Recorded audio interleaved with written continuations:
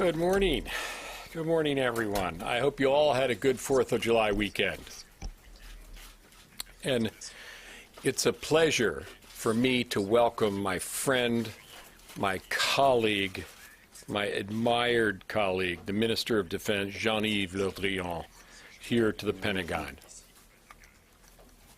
France, as you may know, is America's oldest ally. Non, mais j'entends, mais c'est le j'arrive. Oui. J'arrive pas à l'ouvrir. Un moment, s'il vous plaît.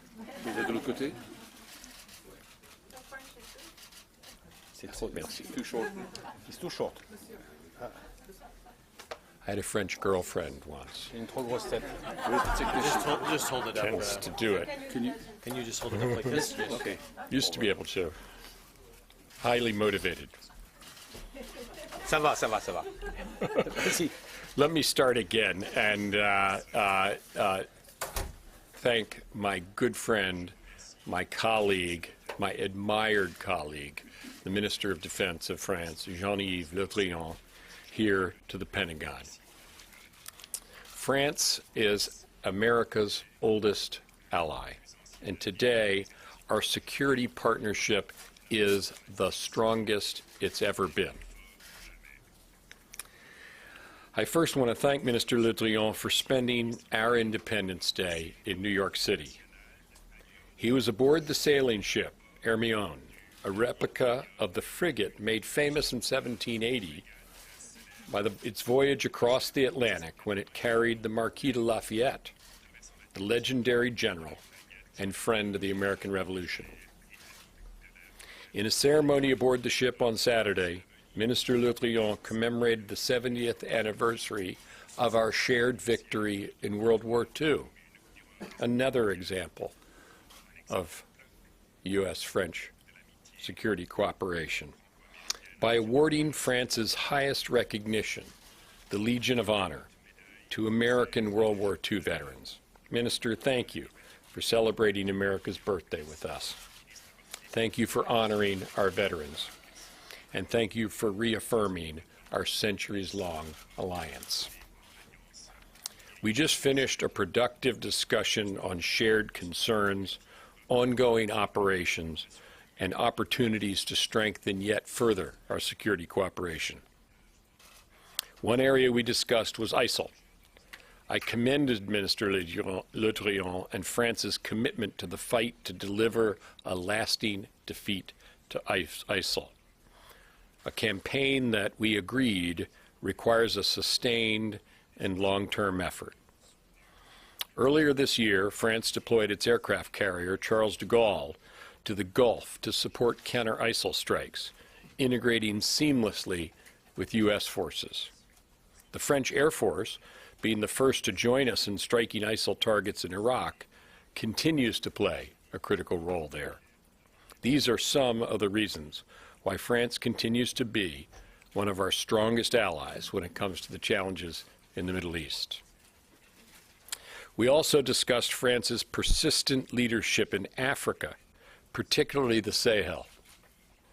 French operations there are preventing spillover of terrorism, trafficking, and extremism, disrupting al-Qaeda affiliates, Boko Haram, and other extremists in North and West African nations like Mali, Niger, and Chad. And the U.S. military will continue to support France in these efforts with our lift and aerial refueling capabilities. Also, given new security challenges to Europe's south and to its east, we agreed that U.S.-French cooperation is and must remain an anchor for European security.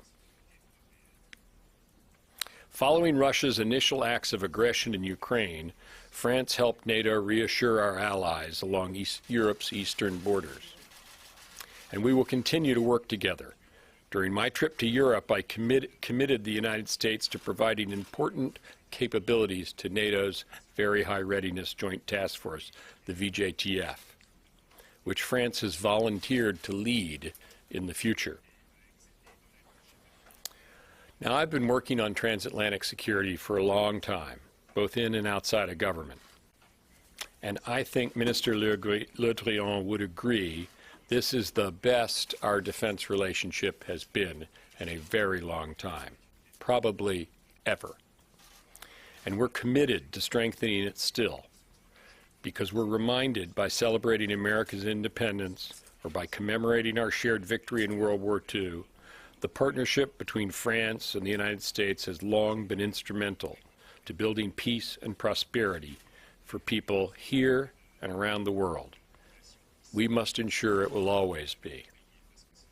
I'll now welcome Minister Le Drian's comments before we take questions. Thank you.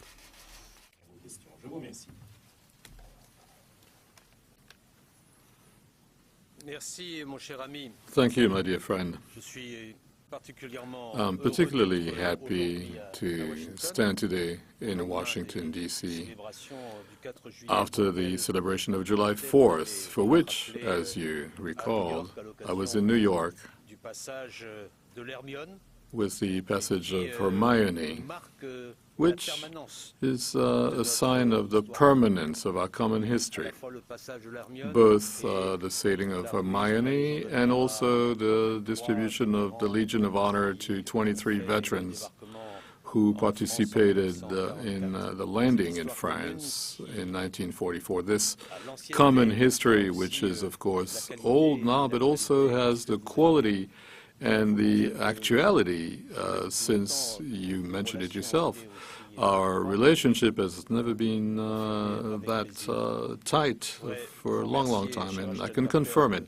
I thank you again, dear Ashton Carter, for your warm welcome and for the quality of the exchanges we have had. We've already met in the past, but it's the first time that we meet face-to-face since you have arrived in the Pentagon as Secretary of Defense. We have mentioned our bilateral cooperation, which is excellent. France and the United States are acting together on many theaters. In the Sahel, where we're in the front lines, in the Levant, where France participates in the coalition led by the United States. The deployment of the French aircraft carrier in the spring for this coalition, as you mentioned yourself, was testimony of this French commitment. We are also fully committed in reassurance measures for our allies in Central and Eastern Europe, both with Air Force, Navy, and land forces. The multiplication of crises and tensions will impose on us to get closer and closer. We mentioned Libya and our support to the mediation of Mr. Bernardino Leon. We have mentioned the support to the Tunisian government. We have also mentioned the cooperation of training for drones, for instance, or the perspective of the strengthening of our spatial cooperation. In summary, I consider that our partnership, our mutual trust is essential if we want to face the security challenges of our time, according to the tradition of the alliance between our two countries that are very close and very frank at the same time. Thank you again. Today, we'd like to call first on Lolita Baldo from the Associated Press. Mr. Secretary, considering the recent uptick in strikes in Iraq and Syria, I was wondering if you could tell us a little bit about whether or not the United States is looking to increase in any way either the funding or activity against the Islamic State, and whether you think, whether or not you asked the minister during your meeting if France would indeed help start helping with airstrikes or other support in Syria. For the minister, Mr. Minister, I was wondering if you could address the latest news with Greece rejecting the bailout, and whether or not you think that that will have any impact on national security in Europe and on NATO, and whether this may require any additional support from the United States for France in any of its counterterrorism. Well, thank you. Well, we are doing more in Syria from the air. I think you saw some of that in recent days, and the opportunity to do that effectively is provided in the case of the last few days by the effective action on the ground of Kurdish forces, which gives us the opportunity to support them tactically. And that's what we were doing over the weekend north of Raqqa, which is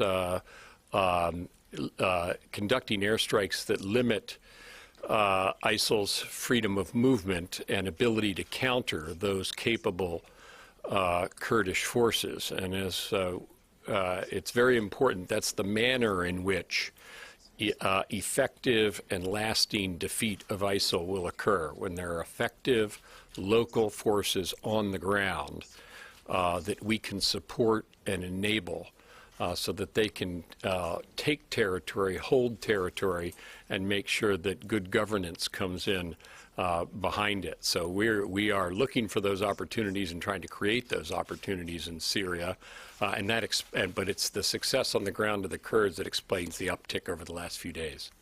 And did you ask France for help, for additional help?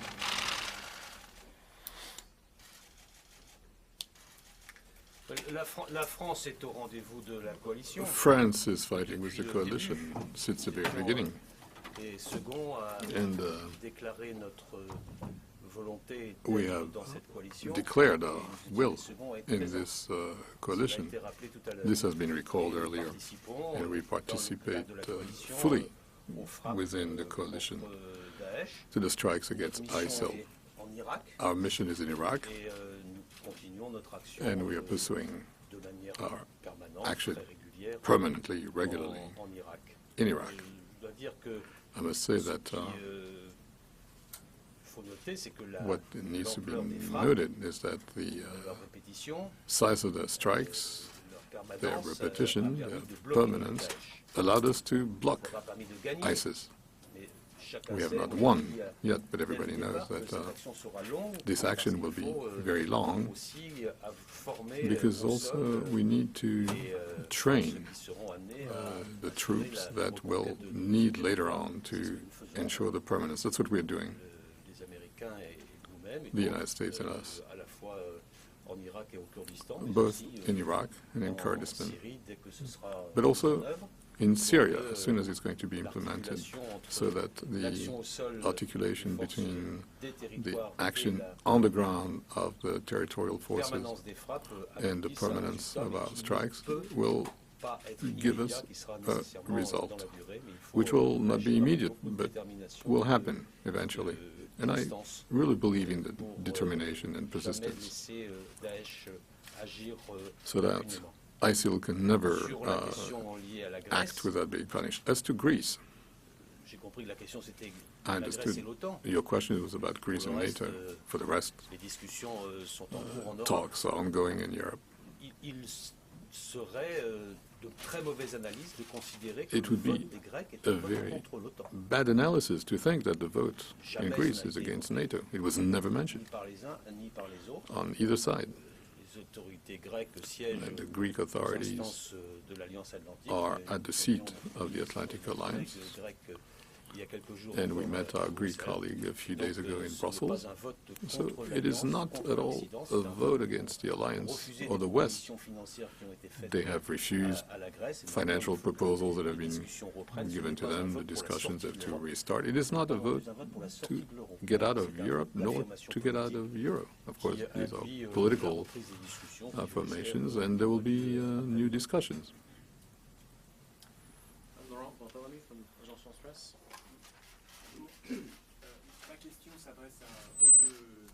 I have a question for both ministers. L'évaluation de la situation au Nigeria après les attaques meurtrières qui ont eu lieu ces dernières semaines. Et je voulais savoir si les deux pays envisageaient éventuellement un renforcement de leur aide militaire, que ce soit à la coalition internationale régionale contre Boko Haram ou au Nigeria lui-même.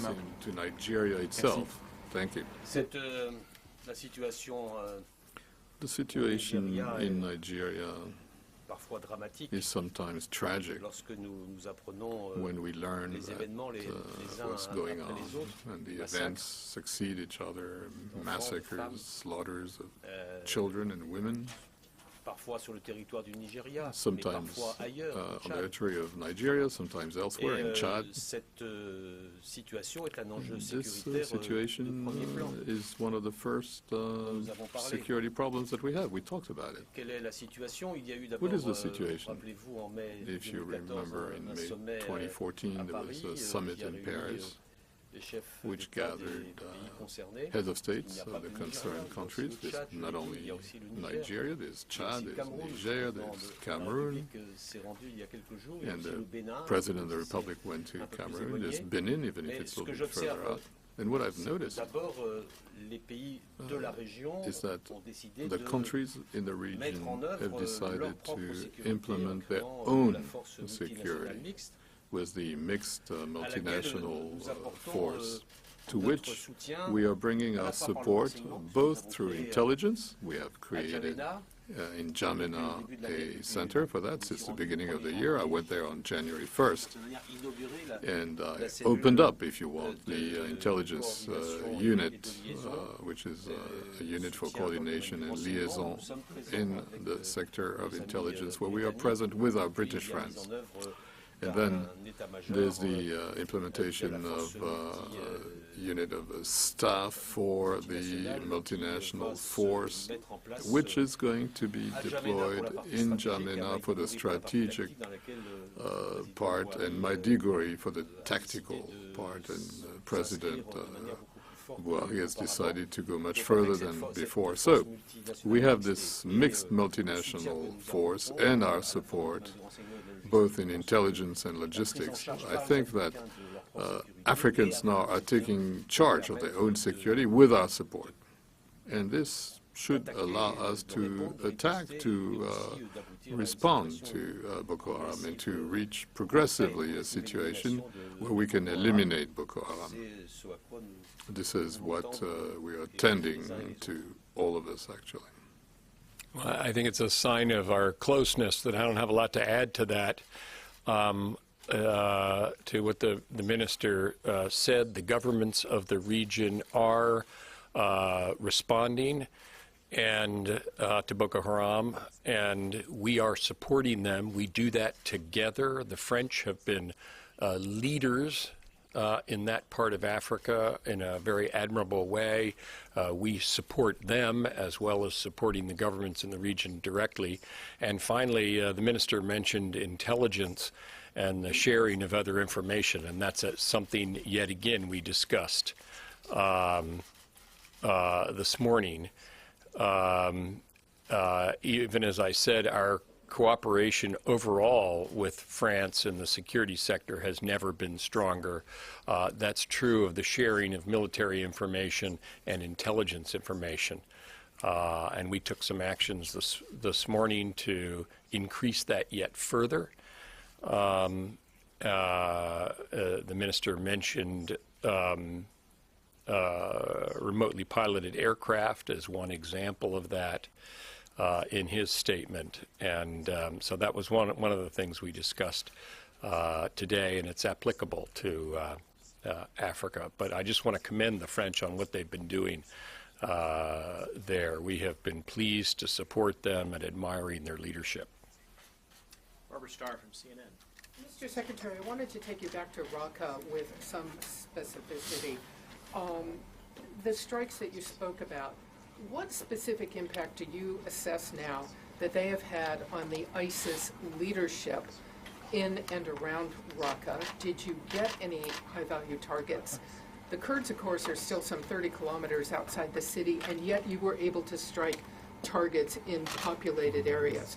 So what's changed about your intelligence picture? What specific impact did you have? And on Abu Bakr al-Baghdadi, since you can't put troops, and the French as well, don't put troops on the ground in Syria, and especially in Raqqa, as you edge closer to Raqqa, what's the message for Baghdadi? Is this now clearly a kill mission because you can't have any realistic hope of capturing him? Well, let's see. The opportunities that we were pursuing in the last few days, the specific tactical opportunities, were not individuals per se. They were the freedom of movement of ISIL and its ability to counter the advances of the YPG. We were doing that in the way we've been doing it right along, namely with local forces nominating targets. We validate those targets, including validating that there won't be damage to innocent civilians associated with strike, and then we take the strike. With respect to leadership, they were not the subject of these particular tactical opportunities that arose over the weekend north of Raqqa, but we continue to take action against and will continue to take action against ISIL leaders whenever we have the opportunity to do so, and also taking into account our continuing restraint when it comes to anything that could involve damage to civilians. On Baghdadi, sir, what is your assessment now, since you don't put troops on the ground in Syria? Is Baghdadi now a kill rather than a capture mission? Well, we're able to target individuals currently. We do, and if we had an opportunity to go after Baghdadi, if that opportunity presented itself and we look for that opportunity, we would certainly take it. But you still don't put troops on the ground in Syria? But we target ISIL from the air every single day in Syria. Tactical targets, including leadership targets. We've been doing that for months and months now.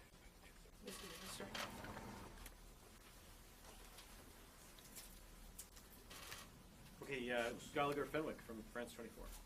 Monsieur le ministre, bonjour. Est-ce que vous pourriez être un petit peu plus précis que votre Could you be a homologue little bit sur la more nature, precise, more details than what your counterpart said? ensuite rappeler les raisons pour lesquelles Tell us the reasons why France might not be committed over Syria. Is it a difference between you and your American counterpart?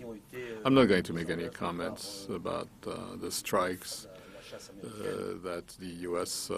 Air Force made. Mr. Carter just explained it to you, and I'm not going to make any comments on that. As to our choice and our presence, it has been explained many times. There's a sharing of tasks. It's the will of France to intervene in the coalition, and we do it in a very large way, in a very regular way, to block what I call myself the terrorist army that ISIL has become. It is no longer a terrorist group. It has become a terrorist army, which both has the capacity to act as a classical army, they demonstrated it, but also to have operations in urban areas, which they also demonstrated, and terroristic operations, which they also demonstrated. They can do all three at the same time. And the repetition of interventions and strikes in Iraq allowed us to stabilize, not to win, but to stabilize the situation. Remember that the coalition has intervened at a time where we thought that ISIL was about to seize Baghdad. It's not the case. It will not be the case. It's a long-term job. And Mr. Carter repeated it. There should be sufficiently trained forces on the ground with the support, the air support of the coalition, in order to retake the territories that have been lost to ISIL. We are in this logic. Very good. Thank you, everybody. Thank you. Look forward to seeing you this afternoon, many of you.